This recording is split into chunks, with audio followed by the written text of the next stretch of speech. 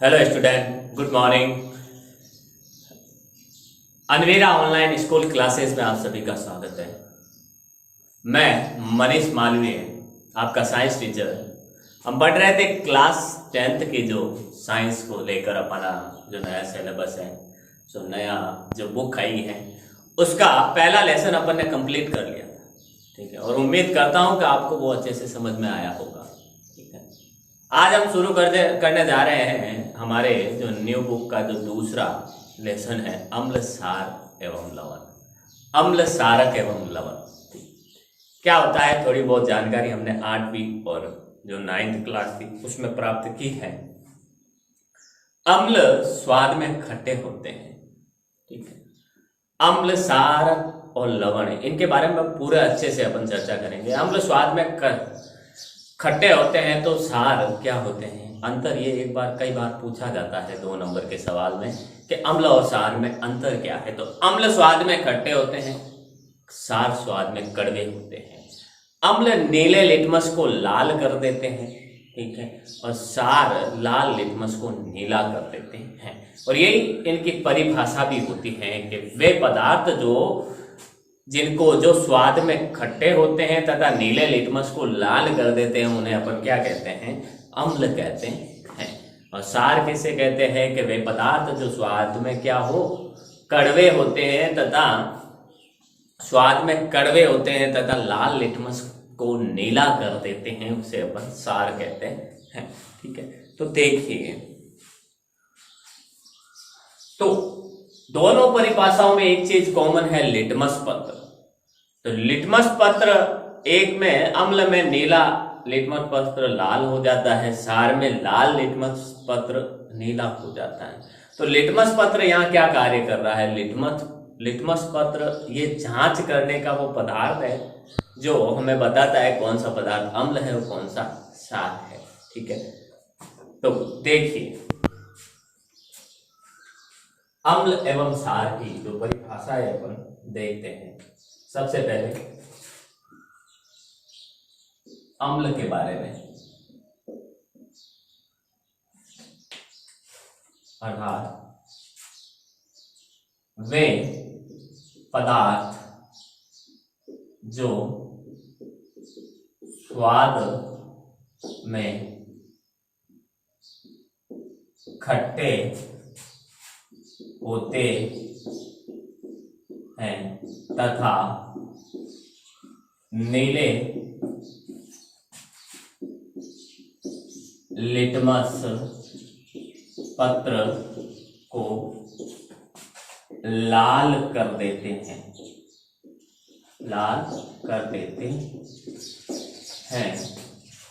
वो क्या कहलाते हैं, अम्ल कहलाते हैं। क्या कहलाते हैं, अम्ल कहलाते हैं वो। ठीक है, इसी तरह सार क्या होते हैं, देखिए, सार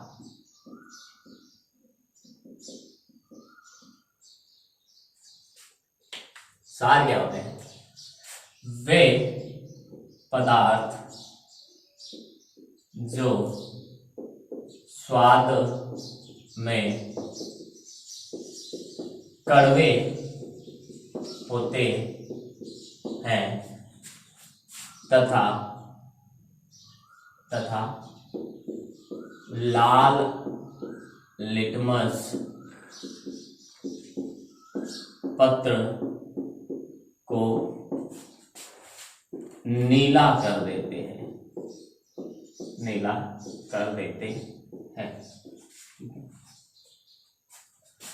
सार कहलाते हैं।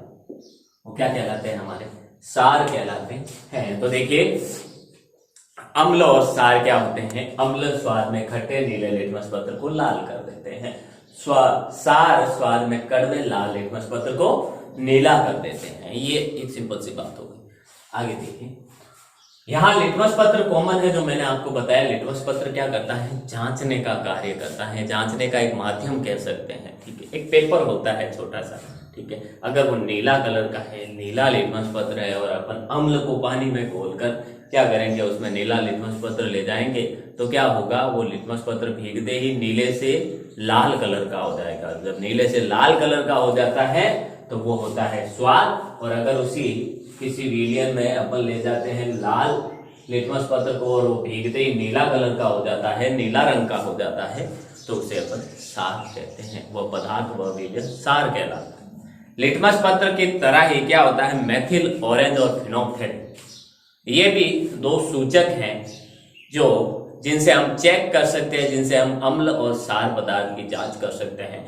दो पदार्थों में से कौन सा अम्ल है कौन सा सार है, वो मेथिल ऑरेंज और फिनोक्सेटिन से भी जांच कर सकते हैं। तो देखिए नोट बनाकर आप लिख सकते हैं इसको।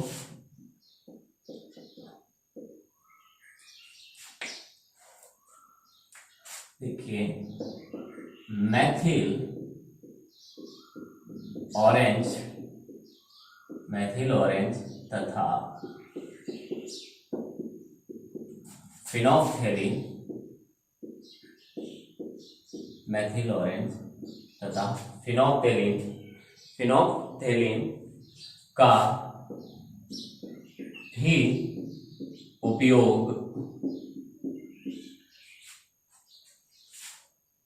लिटमस पत्र की तरह अम्ल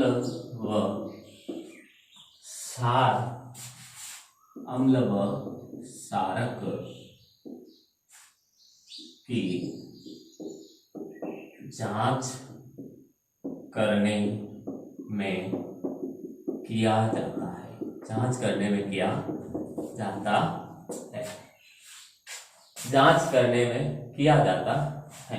ठीक है, तो ये मेथिल ऑरेंज और फिनोक्सेटिन सवाल पूछ सकता है कि कोई 3 ऐसे पदार्थों के नाम बताइए जो अम्ल और सार का जांच करने में काम में लिए जाते हैं। तो एक तो लिटमस पत्र, दूसरा हमारा मेथिल ऑरेंज, तीसरा फिनोक्सेटिन। ठीक है, इसके अलावा भी है जैसे लाल पत्ता गोभी। लाल जो पत्ता गोभी होती है उसके पत्ते को अपन, ठीक है, हल्दी, हाइड्रेंजिया, पेटूनिया व जेरानियम जैसे फूलों की रंगीन पत्तियों, पंखुड़ियों का उपयोग अम्ल सारकों की जांच करने के लिए कर सकते हैं। तो आगे और लिखे, जैसे इसको नोट बनाकर लिखो या फिर आप ऐसे तीर लगाकर लिख सकते हो। ठीक है, जैसे लाल पत्ता गोभी, लाल पत्ता गोभी, लाल पत्ता गोभी। ठीक है, हल्दी, हल्दी की पत्तियों का। ठीक है, हाइड्रेंजिया, हाइड्रेंजिया, हाइड्रेंजिया, इसका भी उपयोग कर सकते हैं अपन, हाइड्रेंजिया। ठीक है, फिर इसी तरह पेटूनिया, पेटूनिया तथा जेरानियम, जेरानियम, जेरानियम जैसे फूलों की, जैसे फूलों की पंखुड़ियों का, पंखुड़ियों का उपयोग अम्ल व सारक की जांच करने में किया जाता है, जांच करने में किया जाता है। ठीक है, इनकी पंखुड़ियों का उपयोग भी एक लिटमस पत्र की तरह किया जाता है। ठीक है, अब कुछ खास बातें अम्लों के बारे में। ठीक है, नोट, आगे और नोट बना के, ये सब आपके नोट ही हैं। ठीक है, नोट, अम्ल धातु से क्रिया करके क्या करते हैं, हाइड्रोजन गैस देते हैं। ठीक है, अम्ल धातु से क्रिया करके हाइड्रोजन गैस देते हैं। अम्ल धातुओं से क्रिया करते हैं। सबसे बड़ी बात यह है, इस लाइन को आप ध्यान में रखना कि अम्ल धातुओं से क्रिया करते हैं। इस पर एक सवाल पूछूंगा, और जो सवाल आपको जो क्वेश्चन है वो एग्जाम में कई बार पूछा गया, ठीक है, और उसका जवाब आपको देना है, आपको बताना है, अपने दिमाग में सोचना है कि उसका जवाब क्या हो सकता है।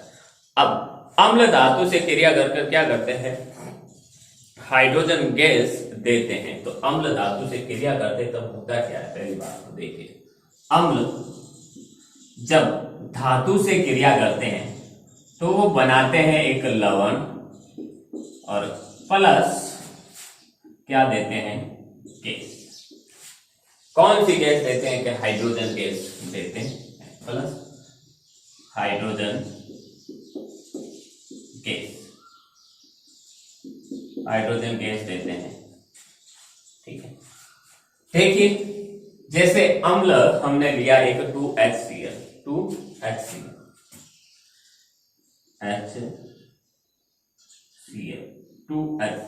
प्लस इसकी क्रिया करें एक धातु जिंक से।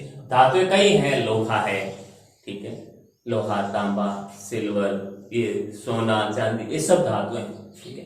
ये धातु अम्ल ने धातु से क्रिया की, बनता क्या है, ZnCl2। क्या बनता है, ZnCl2। इसकी क्रिया अपन करवाते हैं सोडियम से, 2Na, 2 सोडियम के अणुओं से, तो बनता है Na2NaCl, 2NaCl प्लस गैस निकलती है हाइड्रोजन, ठीक है। ये अभिक्रिया तो हमें बताती है कि अम्ल धातु की क्रिया करने पर हाइड्रोजन गैस देती है, ठीक है। लेकिन NaCl नमक है, लवण है, ठीक है। तो मतलब अम्ल के अंदर जो क्लोरीन और जो ऋणात्मक आयन पाए जाते हैं वो सब धातु से क्रिया करके एक पदार्थ बनाते हैं। अब यहां तो ये नमक बना है, क्या जिंक क्लोराइड खाने लायक होगा, ठीक है। हाँ, Ag ले ले अपन, सिल्वर, चांदी, चांदी के बर्तन में अगर अपन ये कुछ अम्ल रखें तो वो उससे क्रिया करके, चांदी के बर्तन से क्रिया करके AgCl2 बना लेगा। क्या वो हमारे खाने लायक होगा, नहीं होगा, ठीक है, वो हमारे लिए जहरीला होगा, जहरीला होगा। तो इसकी बात करते हैं। इसी पर एक सवाल पूछा जाता है कि अम्लों को धातुओं के बर्तन में क्यों नहीं रखा जाता है। जो शिकंजी होती है, शिकंजी किससे बनती है, नींबू में, नींबू से, और नींबू में अम्ल पाया जाता है, वो खट्टा होता है, मतलब कोई ना कोई अम्ल होता है, ठीक है। तो नींबू की शिकंजी को कभी भी धातुओं के बर्तन में नहीं रखा जाता है, क्यों, ये है क्वेश्चन, और ये क्वेश्चन कई बार पूछा जाता है, ठीक है। क्यों नहीं रखा जाता भाई, क्यों, क्योंकि अगर धातु के बर्तन में अपन रखेंगे, ठीक है, तो वो क्या करेगा, अम्ल धातु से क्रिया करके एक पदार्थ बनाएगा, लवण।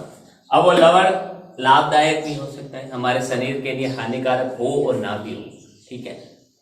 तो वो धातु से क्रिया करता है और एक हानिकारक पदार्थ बनाता है।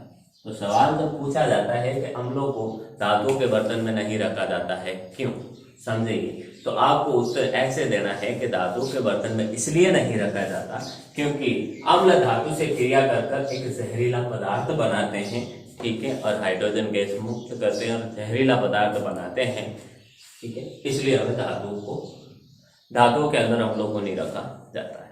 अपना तो ये चल रहा था कि अम्ल धातु से क्रिया कैसे करते हैं, ठीक है। अब इसी तरह सार धातु से क्रिया कैसे करते हैं, तो सारे अम्ल धातु से क्रिया करके हाइड्रोजन गैस देते हैं। इसी तरह कुछ सार भी होते हैं जो धातु से क्रिया करके क्या करते हैं, हाइड्रोजन गैस देते हैं, ठीक है। कुछ सारक भी धातु से क्रिया करके हाइड्रोजन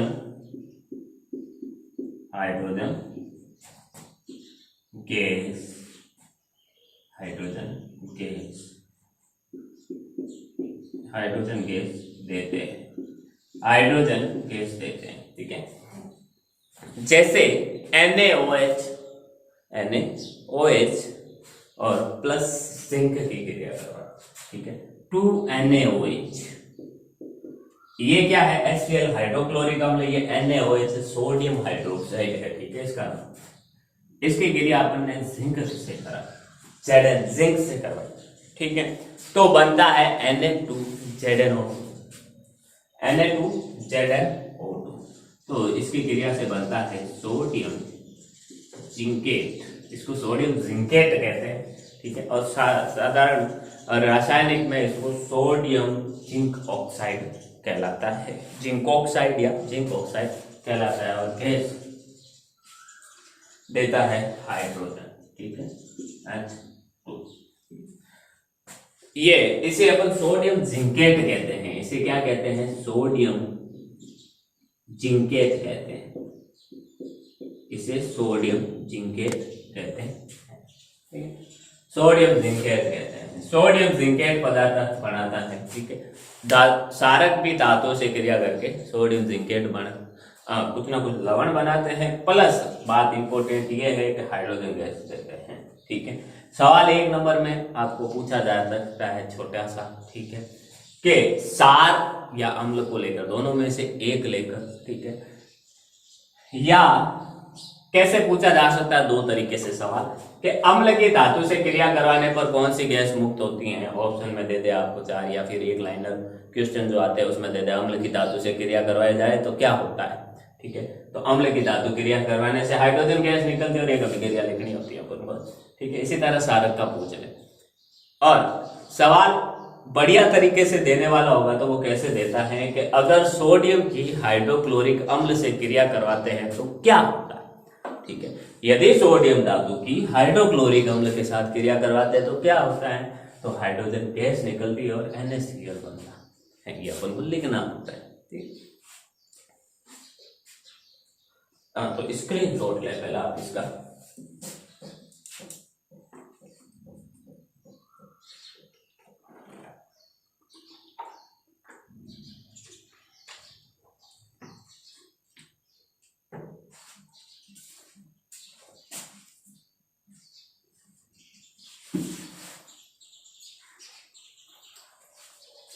ये साथ साथ अपने नोट्स बनाते रहें ताकि काम आए एग्जाम में आपके।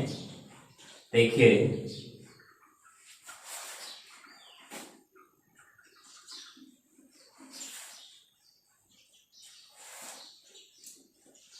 अगला धातु कार्बोनेट और अधातु कार्बोनेटों की किसके साथ? अम्ल और सार के साथ की। ठीक है, धातु कार्बोनेट तथा धातु हाइड्रोकार्बोनेट के अम्ल के साथ क्रिया अपन पढ़े। ठीक है, अगला जो हमारा है धातु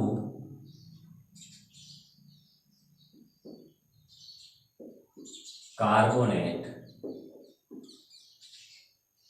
धातु कार्बोनेट तथा धातु हाइड्रो कार्बोनेट की अम्ल के साथ क्रिया, अम्ल के साथ क्रिया, अम्ल के साथ क्रिया कैसे होती है वो अपन पढ़ते हैं। ठीक है, धातु कार्बोनेट और धातु हाइड्रोकार्बोनेट की अम्ल के साथ क्रिया कहते हैं। ठीक है, तो किसी धातु कार्बोनेट की अम्ल से क्रिया करवाने पर लवण, जल तथा गैस बनती है। लवण और जल बनता है और साथ में जो भी एक्स्ट्रा चीज होती है वो भी निकलती है। ठीक, तो सबसे पहले तो अपन देखते हैं धातु कार्बोनेट, धातु कार्बोनेट की अम्ल से क्रिया, सबसे चीज लिखते हैं। ठीक है, जैसे एक धातु कार्बोनेट लिया Na2CO3, ये एक धातु कार्बोनेट है। क्या है धातु कार्बोनेट? धातु कार्बोनेट कैसे? एक तो ये CO2 CO3 है, ये कार्बोनेट, और सोडियम क्या है? एक धातु है, ठीक है। जैसे तो इसको अपन क्या कहेंगे, धातु की जगह जो धातु लिए वो नाम लिखो, ठीक है, और कार्बोनेट का CO3 तो है। तो देखिए यहाँ कौन सी धातु है? सोडियम है, तो इसका नाम है सोडियम कार्बोनेट, सोडियम कार्बोनेट, ठीक है। इसकी क्रिया करवाई हमने HCl से, किससे? HCl से, 2HCl से इसकी क्रिया करवाई। ये एक अम्ल है, हाइड्रोक्लोरिक अम्ल, ठीक है। इसकी क्रिया जब अपन ने इसे करवाई तो क्या होता है?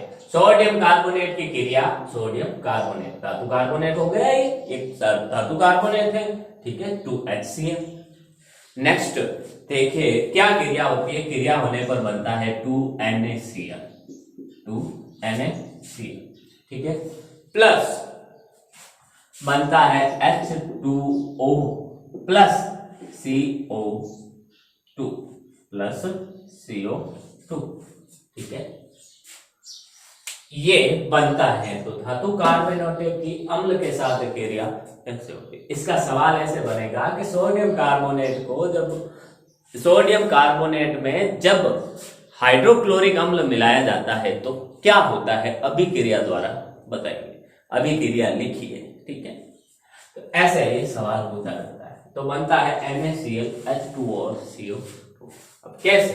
अब क्या अपन ये जो संतुलित है कि नहीं है रासायनिक समीकरण, ये रासायनिक समीकरण संतुलित है या नहीं है, कौन बता सकता? तो देखिए सोडियम कितने हैं? Na यहाँ पे कितने हैं? 2 है, कितने हैं? 2 है। Na यहाँ पे 2 है, तो 2 है, इतनी है इधर, Na के आगे 2 है, तो 2 Na भी है। CO3 यहाँ पे C1 है, 1 है। ऑक्सीजन 3 है, इधर क्या? इधर 3 है, इधर ऑक्सीजन 2 और 1, ये 3 हो गए, ठीक है। इधर हाइड्रोजन 2 है, हाइड्रोजन इधर 2 है, ये 2 है। क्लोरीन यहाँ पर Cl 2 है, तो Cl यहाँ पे 2 है, अर्थात ये समीकरण संतुलित है। इसी तरह देखिए धातु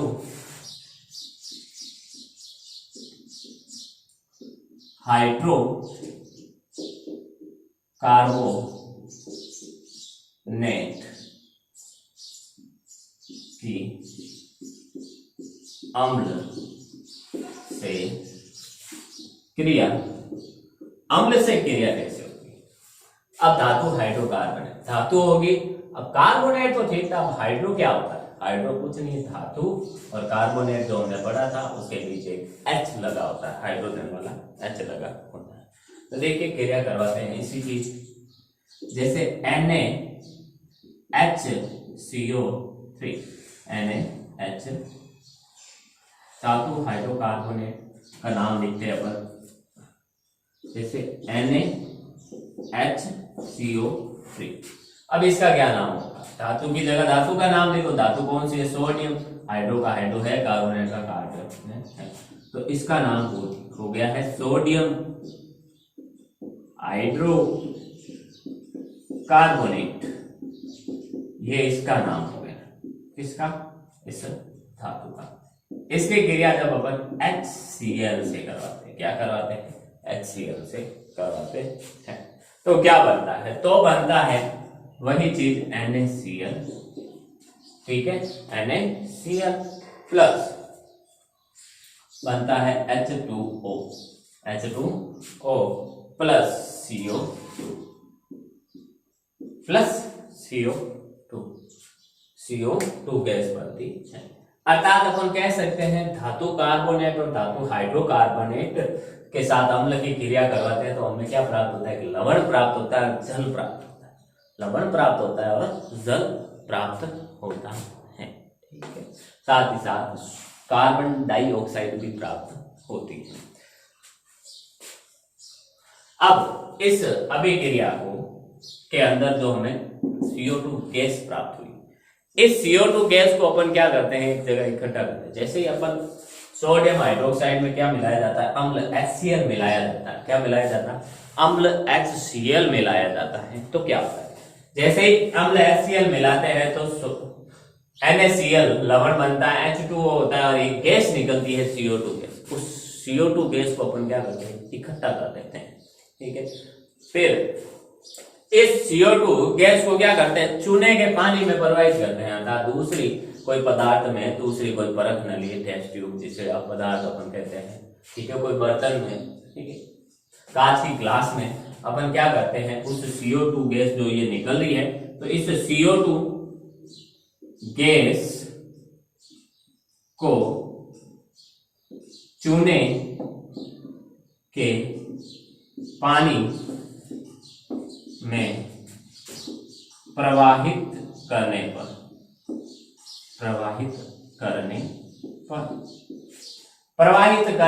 क्या होता है, चूने का पानी दूधिया हो जाता है, अर्थात सफेद अवशेष आता है। पर चूने का पानी क्या हो जाता है, दूधिया, अर्थात श्वेत, एक श्वेत अवक्षेप आता है, श्वेत अवक्षेप आता है, दूधिया हो जाता है या आता है, ठीक है। तो क्रिया कैसे होती है देखिए, चूने के पानी का सूत्र कैल्शियम हाइड्रोक्साइड, ठीक है, ये चूने का पानी का सूत्र है, ठीक है, इसे चूने का पानी कहते हैं, चूने का पानी। प्लस इसमें अपन क्रिया करवाते हैं कि इसकी गैस कौन सी प्रवाहित कर रहे हैं, CO2 गैस अपन प्रवाहित कर रहे हैं, तो बनता है कैल्शियम कार्बोनेट, कैल्शियम कार्बोनेट, ठीक है, प्लस H2O, ये चीजें बनती है। कैल्शियम कार्बोनेट का जो क्या आता है, श्वेत अवक्षेप या दूधिया बनाता है उस पानी, श्वेत अवक्षेप आता है, ठीक है। अगर दूध या पानी, सॉरी, चूने के पानी में क्या करें अपन, कार्बन डाइऑक्साइड गैस जो निकल रही है उसको प्रवाहित करें, तो चूने का पानी दूधिया हो जाता है, और लगातार चूने का पानी दूधिया हो जाता है, ठीक है, चूने का पानी दूधिया हो जाता है। तो ये सवाल पूछा जाता है कैसे, कैसे पूछा जाता है, पूछा ऐसे जाता है कि कैसे पूछा जाता है, सवाल ऐसे पूछा जाता है कि CO2 गैस को, ठीक है, CO2 गैस को सवाल ऐसे पूछा जाता है, सोडियम धातु हाइड्रोकार्बोनेट की अम्ल के साथ क्रिया करवाने पर क्या होता है, ठीक है, और निकलने वाली गैस को चूने के पानी में प्रवाहित किया जाए तो क्या होगा, वो पूछा जाता है, ठीक है। स्क्रीनशॉट ले आप इसका।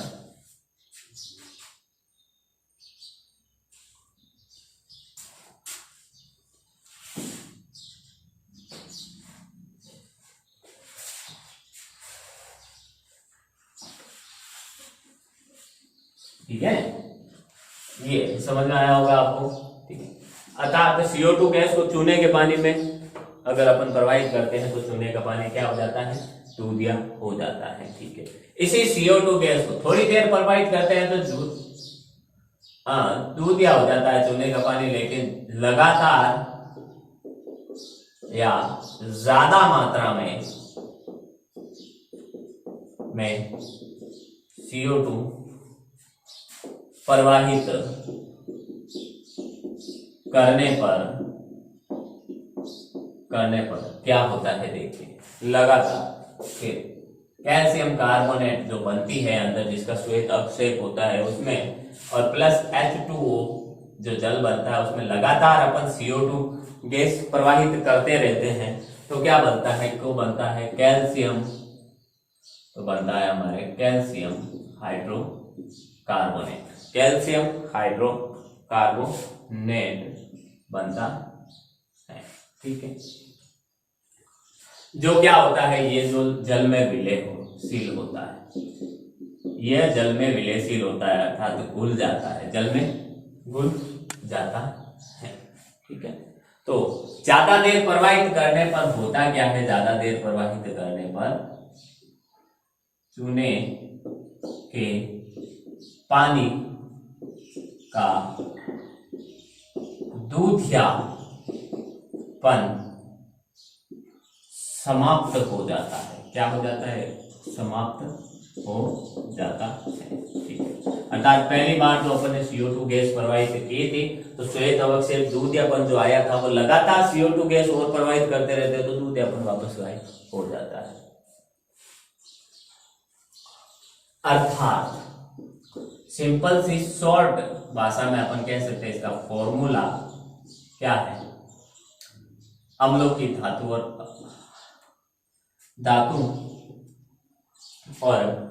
धातु हाइड्रोकार्बोनेट और धातु कार्बोनेट की अम्ल के साथ क्रिया करवाने पर, तो धातु कार्बोनेट या धातु हाइड्रो कार्बोनेट की क्रिया अपन किससे करवाते हैं, अम्ल से करवाते हैं, तो हमें प्राप्त होता है एक तो लवण प्लस जल plus CO2 gas. CO2 gas क्या होती है, carbon dioxide gas. CO2 gas ये हमें प्राप्त होती है।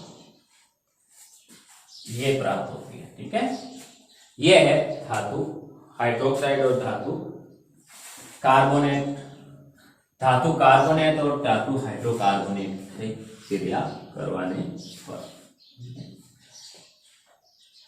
इसके बाद उदासीनीकरण अभिक्रिया होती है, अर्थात यदि अम्ल के अंदर सार या सार के अंदर अम्ल मिलाया जाता है, दोनों को आपस में मिलाया जाता है तो क्या बनता है। ठीक है, वो अपन आने वाली क्लास में देखेंगे। स्क्रीनशॉट ले आप इसका।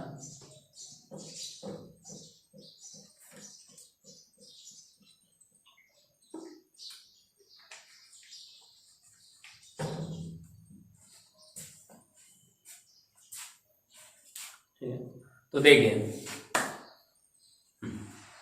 उम्मीद करता हूं आज अपन ने जो भी अम्ल और सार शुरू किया है वो जो भी पढ़ा है वो आपको समझ में आया होगा। ठीक है, अम्ल और सार की एक बार 2 मिनट के लिए अपन रिवाइज कर लेते हैं। अम्ल स्वाद में क्या होते हैं, खट्टे होते हैं, सार स्वाद में कड़वे होते हैं। अम्ल नीले लिटमस पत्र को लाल कर लेते हैं स्वाद में, और सारक लाल लिटमस पत्र को नीला कर लेते हैं। 2 अंतर हो गए हैं। ठीक है, अम्ल चिकना नहीं होता है, सारक क्या होता है, चिकना होता है। ये तीसरा अंतर है, ध्यान रखने वाली बात। ठीक है, फिर अपन ने अम्ल और सारक को के जांच के लिए जो पदार्थ काम में लिए जाते हैं वो अपन ने देखे। जैसे अपन एक चीज ले ले, पहली चीज तो पहला लिटमस